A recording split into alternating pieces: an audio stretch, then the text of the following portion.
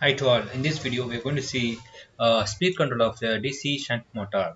We know that the speed of shunt motor is given by N is equal to VA minus IAR by K5, where VA is the voltage applied across the armature. N is the speed and pi is the flux per pole and is proportional to the field current IF. As explained earlier, armature current IA is decided by the mechanical load present on the shaft. Therefore, by varying VA and IF, we can vary the N. Okay. For fixed supply voltage and the motor connected as shunt, we can vary VA by controlling an external resistance connected in series with the armature. Okay, if the course can be varied by controlling external field resistance RF connected with the field current. Thus, for shunt motors, we have essentially two methods for controlling speed, namely varying the armature resistance, varying the field resistance. Okay, speed control by varying the armature resistance.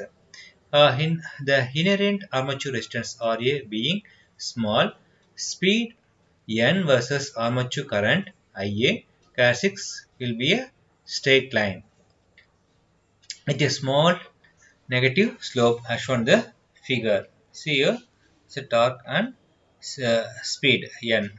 Okay, and armature current and speed.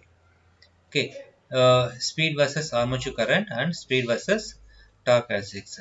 Note that for shunt motor, the voltage applied to the field and armature circuit are same because field and armature are in parallel. So voltage will be constant in parallel circuit. So for shunt voltage applied field and armature circuit are same and equal to the supply voltage V. However, as the motor is loaded, IARA drop increases, making speed a little less than the no load speed N naught. Okay, so here is N naught and the actual speed N, no load speed and full load speed N. Okay, so for the well designed shunt motor, this drop in speed is small and about 3 to 5% only with respect to the no load speed.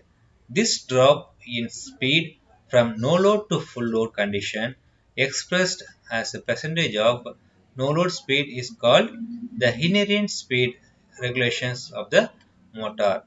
It is for this reason a DC shunt motor is said to be practically a constant speed motor. Since speed drops will be 3 to 5% only, a small amount from no load to full load condition. That's why it's called constant speed motor. Speed versus armature current characteristics. These are things. Okay, speed versus torque characteristics. From this characteristics, it can be explained how speed control is achieved. Let us assume that the load torque TL is constant and field current is also kept constant.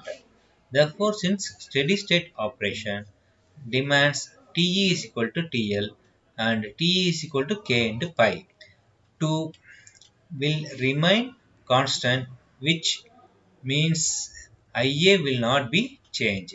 Suppose rest is equal to 0, then at rated load torque, uh, operating point will be a C and motor speed will be N. In addition, resistance rest 1 is introduced in the armature circuit.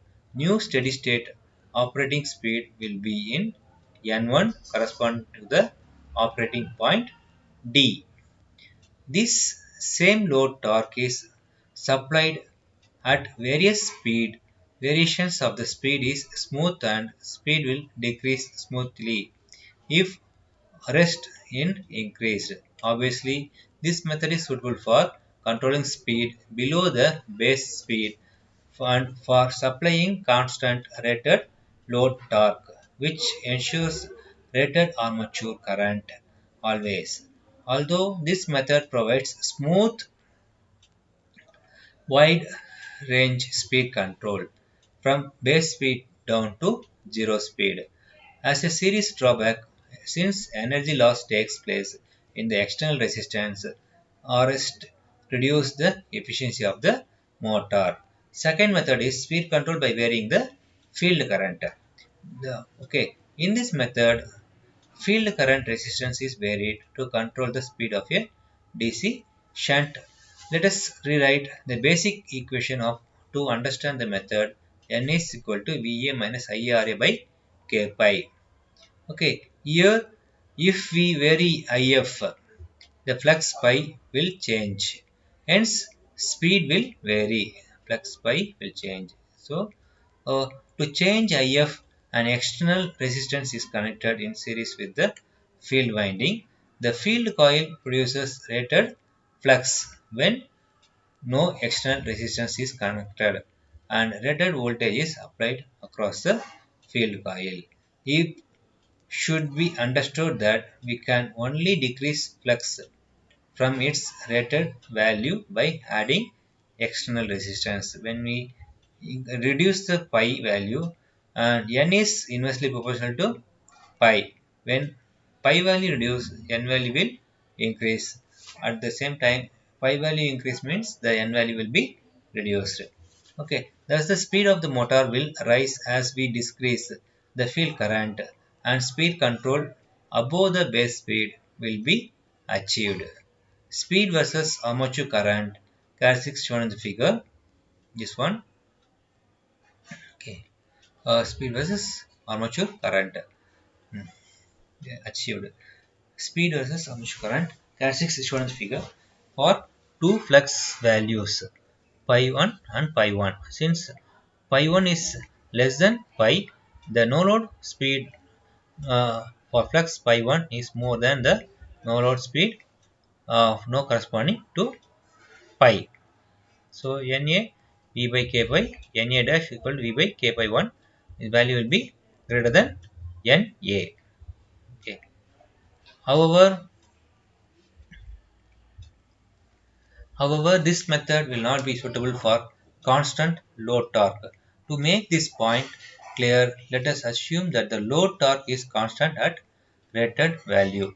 So, from the initial steady condition, we have TL rated is equal to TA1, that is equal to K, that is equal to IA rated. If load torque remains constant and flux is reduced to pi 1, the new armature current is the steady state is obtained from K1 A1, that is equal to TL rated. Therefore, new armature current is, but this fraction is less than 1. Hence, new armature current will be greater than the rated armature current and the motor will be overloaded. This method therefore will be suitable for a load whose torque demands decreases with the rise in speed, keeping the output power constant at shown in the figure. Obviously this method is based on flux weakening of the main method. Thank you.